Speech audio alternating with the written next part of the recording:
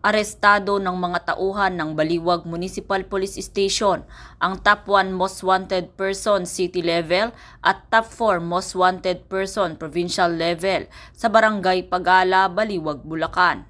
Kinilala ni Police Lieutenant Colonel Jason F. San Pedro, Chief of Police ng Baliwag Municipal Police Station, ang akusado na 55 years old na lalaki, walang asawa at residente ng Barangay Concepcion, Baliwag, Bulacan. Ayon sa ulat, dakong alas 10 ng umaga nang ikasa ang operasyon sa pinagsanib na persa ng mga tauhan ng tracker team kasama ang WCPD section ng naturang istasyon.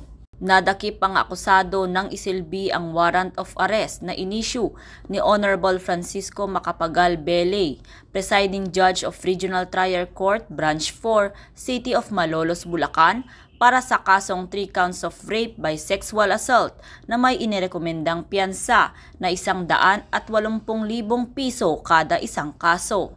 Ang suspect ay kasalukuyang nasa kustodiya ng Baliwag MPS para sa tamang dokumentasyon at wastong disposisyon.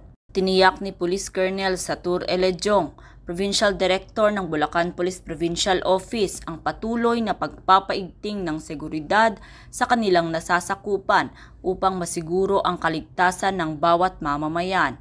Puspusan din ang kanilang pagbabantay at paghuli sa mga lumalabag sa batas upang manatiling tahimik at maayos ang kanilang lugar tungo sa pagkakamit ng isang bagong Pilipinas.